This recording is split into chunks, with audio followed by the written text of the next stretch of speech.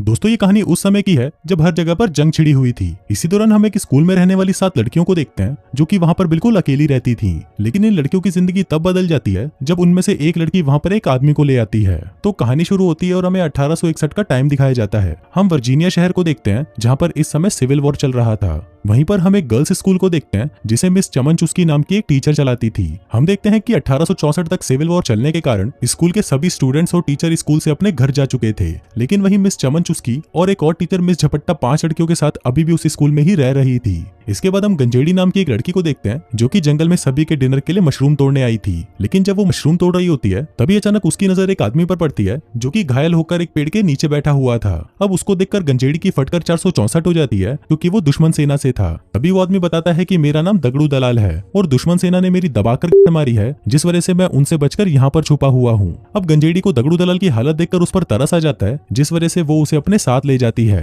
लेकिन फिर स्कूल के पास आते ही दगड़ू दलाल बेहोश हो जाता है। अब उसे देखते ही स्कूल की सभी लड़कियां और टीचर वहां पर आ जाती हैं और उसे घेर कर खड़ी हो जाती हैं। अब उस आदमी को देखकर मिस चमन चुस्की गंजेड़ी को कहती है कि मैंने तो तुमको मशरूम लाने को भेजा था, तुम ये क्या उठा लाई। जिस पर गंजेड़ी कहती है कि ये वहां पर घायल पड़ा था इसलिए मैं इसकी मदद करने के लिए इसे अपने साथ ले आई। अब उस आदमी को देखकर सभी लड़कियां सोचने लगती हैं कि क्या इस आदमी की मदद करना ठीक होगा भी या नहीं, क्योंकि इस स्कूल में सभी लड़कियां रहती हैं और अगर एक बार भी इस आदमी का काला नाक जाग गया तो ये कुत्ते की तरह हमारे बिलों में जाने के लिए तड़पने लग जाएगा। लेकिन अब वो इस आदमी को मरने के लिए ऐसे छोड़ भी नहीं सकती थी, इसलिए वो सभी उसे उठाकर अंदर ले आती हैं। वो उसे ऊपर एक रूम में ले जाती हैं जहां पर मिस चमन चुस्की दगड़ू दलाल के घावों पर टाके लगाकर उस पर पट्टी कर देती हैं। इसके बाद वो उसे रूम में लॉक करके बाहर आती है और सभी स्टूडेंट से कहती है कि जब तक ये आदमी ठीक नहीं हो जाता हम इसकी सेवा करेंगे और फिर इसके ठीक होने के बाद हम इसे अपनी सेना के हवाले कर देंगे। लेकिन तब तक तुम चिनालों में से कोई भी इस आदमी के पास नहीं जाएगा।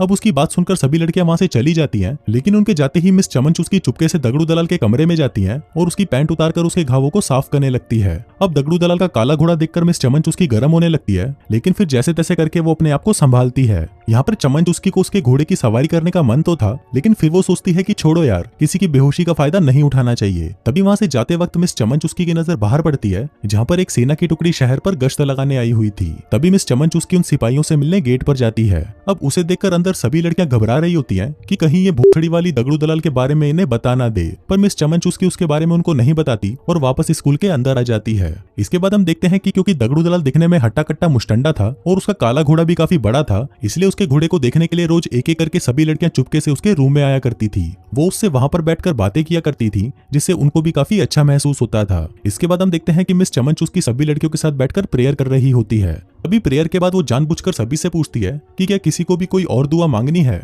जिस पर मिस झपट्टा कहती है कि हाँ, मैं चाहती हूँ कि दगड़ू दलाल जल्दी से जल्दी ठीक हो जाए। अभी सुनकर मिस चमन चुस्की समझ जाती है कि अब मिस झपट्टा भी दगड़ू दलाल का घोड़ा लेने के लिए तड़प रही है। हम देखते हैं कि जहाँ पर दगड़ू दलाल का घोड़ा लेने के लिए स्कूल की सभी लड़कियां आपस में लड़ रही थी, वहीं ये दोनों टीचर्स भी उसका घोड़ा लेने के लिए बेताब थी। इसके बाद हम देखते हैं कि स्कूल की सभी लड़कियां दगड़ू दलाल को इम्प्रेस करने के लिए अलग अलग चीजें करती हैं, जैसे कि कोई उसके सामने सज धज कर आती है तो कोई उसके लिए अच्छे अच्छे पकवान लेकर आती है ताकि उनमें से किसी से तो दगड़ू दलाल इंप्रेस हो जाए और उन्हें वहीं पकड़कर घोड़ी बना दे। इसके बाद हम देखते हैं कि एक दिन मिस चमन चुस्की दगड़ू दलाल के रूम में आती है, जिसको देखकर दगड़ू दलाल समझ गया था कि मिस चमन चुस्की यहाँ की बॉस है और यहाँ पर उसी की चलती है और अगर मैं इसे पटा लेता हूँ तो मेरी चांदी हो जाएगी। अब दगड़ू दलाल मिस चमन चुस्की को इम्प्रेस करने की कोशिश में लग जाता है। उधर चमन चुस्की उसे बजवाने के लिए तैयार होने ही वाली थी कि तभी वो अपने आप को संभाल लेती है। इसी दौरान वहाँ पर फड़फड़ाती बिल्ली नाम की एक लड़की आती है और मिस चमन चुस्की से कहती है कि क्या मैं आपकी कोई हेल्प कर सकती हूँ, जिस पर मिस चमन चुस्की उसे कहती है कि बछड़ी की चली जा यहाँ से, मुझे पता है कि तू यहाँ पर क्या करने आई है। फिर इसके कुछ देर बाद मिस झपट्टा भी दगड़ू दलाल के रूम में आती है जहाँ पर वो हरामी उस पर भी ट्राई मारने लग जाता है। वो उसे गंदी गंदी अश्लील बातें करने लगता है और उसका ये प्लान कामयाब भी हो जाता है क्योंकि अब मिस झपट्टा की बिल्ली गीली हो चुकी थी और वो दगड़ू दलाल के साथ दबा दबा कर मजदूरी करना चाहती थी। फिर इसके बाद क्या था, मिस झपट्टा दगड़ू दलाल के बिस्तर पर आती है जहाँ पर वो दोनों दबा दबा कर मजदूरी करते हैं। इसके बाद हम मिस चमन चुस्की को देखते हैं जो कि सभी स्टूडेंट्स के साथ मिलकर प्रेयर कर रही होती है। लेकिन तभी वहां से फड़फड़ाती बिल्ली उठती है और मूतने का बहाना लगाकर बाहर चली जाती है। फिर वो वहां से सीधा दगड़ू दलाल के रूम में जाती है और उसे पकड़कर चूसने लगती है। अब यहाँ पर दगड़ू दलाल को भी मजा आ रहा था, इसलिए वो भी इस मूवमेंट को एंजॉय करने लगता है। लेकिन फिर चूसते चूसते फड़फड़ाती बिल्ली को याद आता है कि मिस चमन चुस्की उसका इंतजार कर रही होगी, इसलिए वो वहां से चली जाती है। इसके बाद रात को हम देखते हैं कि जब लड़कियां साथ में डिनर कर रही थी तभी वो सभी मिलकर फैसला करती हैं कि अब वो दगड़ू दलाल को खुश करने के लिए कुछ नया करेंगी। अब वो सभी दगड़ू दलाल को म्यूजिक सुनाकर खुश करने की कोशिश करती हैं, लेकिन दगड़ू दलाल को म्यूजिक में कोई इंटरेस्ट नहीं था क्योंकि उसे तो उनके कुएं की खुदाई करनी थी। अब ये सब चल ही रहा था कि तभी कोई स्कूल का दरवाजा खटखटाता है। फिर मिस चमन चुस्की दरवाजा दरवाजा खोलती है और देखती है कि ये तो वही गश्त लगाने वाले सैनिक होते हैं। वो यहाँ पर बस चेक करने आए थे कि सब कुछ ठीक है या नहीं, जिसके बाद वो वहाँ से चले जाते हैं। इसके बाद हम मिस चमन चुस्की को देखते हैं जो कि दगड़ू दलाल के साथ बैठकर वाइन पी रही होती है और ये दोनों किसी चीज के बारे में बातें कर रहे होते हैं। लेकिन इसी दौरान दगड़ू दलाल सोचने लगता है कि मिस चमन चुस्की बहुत ज्यादा स्ट्रांग है और अगर उसे यहाँ पर आराम से रहना है तो उसे मिस चमन चुस्की को पटाना ही होगा। फिर अगले दिन हम देखते हैं कि दगड़ू दलाल वहाँ पर स्कूल की गार्डनिंग का काम करने लगता है क्योंकि वो वहाँ से नहीं जाना चाहता था। अब भला वो यहाँ से क्यों ही जाएगा, क्योंकि जिस इंसान के पास गहरे कुओं की लाइन लगी हुई हो वो इन सबको छोड़कर जंग में मरने क्यों जाएगा। उधर हम चमन चुस्की को देखते हैं जिसकी नजर दगड़ू दलाल के जख्मों पर पड़ती है जो कि अब ठीक हो चुके थे। अब क्योंकि वो बिल्कुल ठीक हो चुका था तो वो यहाँ पर नहीं रह सकता था। लेकिन तभी दगड़ू दलाल मिस चमन चुस्की से कहता है कि वो यहाँ से नहीं जाना चाहता और वो यहाँ पर रहकर गार्डनर का काम करना चाहता है। लेकिन मिस चमन चुस्की उसे फिर से मना कर देती है और कहती है कि तुम यहाँ पर नहीं रह सकते। अब ये सुनकर दगड़ू दलाल सोचता है कि उसे यहाँ पर रहने का कोई और जुगाड़ बिठाना होगा, जिसके बाद वो सीधा मिस झपट्टा के पास जाता है और उसे प्रपोज कर देता है। कहता है कि डार्लिंग मैं तुमसे बहुत प्यार करता हूँ। अभी सुनकर मिस झपट्टा बहुत खुश होती है और वो दोनों वहीं पर ही एक दूसरे को चूसने लग जाते हैं।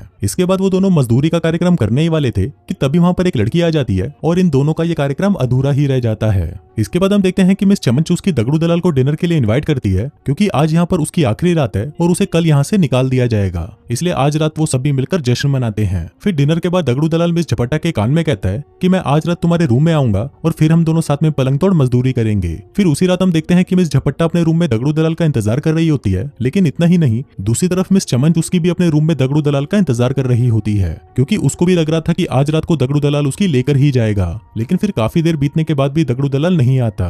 तभी मिस चमन चुस्की को नीचे जोरों की आवाज सुनाई देती है तो वो अपने रूम से बाहर आकर देखती है कि ये आवाज तो दगड़ू दलाल के रूम से आ रही है। फिर मिस चमन चुस्की जैसे ही उसके रूम का दरवाजा खोलती है तो वो देखती है कि दगड़ू दलाल ने फड़फड़ाती बिल्ली को घोड़ी बना रखा है और वो उसकी दबा दबा कर ले रहा है। अभी देखकर मिस चमन चुस्की को बहुत गुस्सा आता है और वो दगड़ू दलाल को वहां से जाने को कहती है। दगड़ू दलाल कहता है कि मैं तो सिर्फ इसका बुखार चेक कर रहा था। चमन चुस्की कहती है कि हाँ बुखड़ी के गांड से बुखार कौन चेक करता है, जिसके बाद वो उसे सीढ़ियों से नीचे धक्का दे देती है।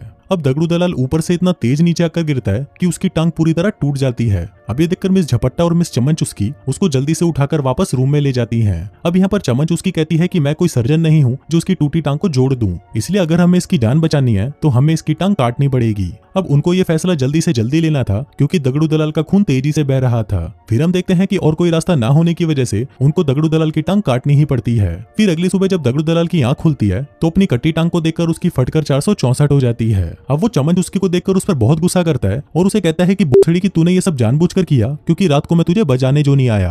अब क्योंकि दगड़ू दलाल गुस्से में पागल हो चुका था इसलिए चमन चुस्की उसको रूम में बंद करके नीचे आ जाती है। फिर कुछ देर बाद हम देखते हैं कि तड़पती बिल्ली चुपके से दगड़ू दलाल के रूम में आती है और उससे पूछती है कि मेरे बाबू ने थाना थाया। अभी सुनकर दगड़ू दलाल गुस्से में बावली गांड हो जाता है और उसके बाल पकड़कर कहता है कि बुथड़ी की मैं तुझे जान से मार दूंगा क्योंकि तेरी वजह से ही हुआ है ये सब। अभी देखकर तड़पती बिल्ली बहुत डर जाती है और नीचे आकर मिस चमन चुस्की से कहती है कि अब हम लोग यहाँ पर सेफ नहीं है, इसलिए अब हमें दगड़ू दलाल को आर्मी के हवाले करना ही होगा। लेकिन तभी वहाँ पर दगड़ू दलाल आ जाता है और उनको कहता है कि बुथड़ी वालों, अगर तुम लोगों ने मुझे फिर से रूम में बंद करने की कोशिश करी तो तुम लोग सोच भी नहीं सकते कि तुम्हारे साथ क्या होगा। अभी सुनते ही मिस चमन चुस्की तड़पती बिल्ली से कहती है कि तुम जल्दी से जाकर गेट पर नीला कपड़ा बांध दो ताकि आर्मी वालों को पता चल जाए कि हम लोग मुसीबत में हैं। अब तड़पती बिल्ली जल्दी से जाकर गेट पर नीला कपड़ा बांध रही होती है कि तभी दगड़ू दलाल उसे देख लेता है, जिसके बाद वो सभी लड़कियों को गन पॉइंट पर ले लेता है। वो कहता है कि अगर तुमने फिर से ऐसा कुछ भी किया तो मैं तुम सभी को मार डालूंगा, जिसके बाद वो गुस्से में अपने रूम में चला जाता है। अब यहाँ मिस झपट्टा को लगता है कि शायद दगड़ू दलाल को मजदूरी की जरूरत है, इसीलिए वो ऐसा कर रहा है, तो वो उसे चरम सुख देने के लिए उसके रूम में जाती है और उसके रूम को अंदर से लॉक कर देती है। उधर मिस चमन चुस्की उसे मना करती है और कहती है कि साली छिनाल ऐसा कुछ मत कर।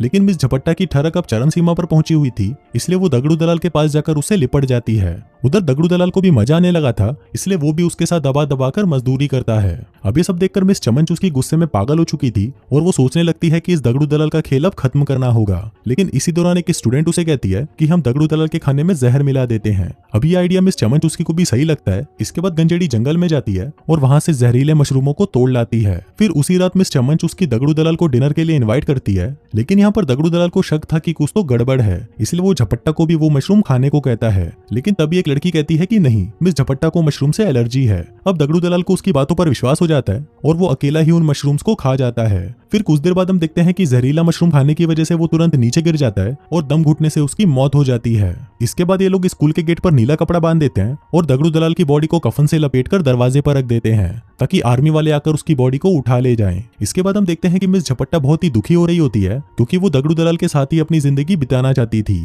और वहीं बाकी सभी लड़कियों की प्यास अभी भी अधूरी ही रह जाती है और इसी अधूरी प्यास के साथ ये कहानी यहीं खत्म हो जाती है।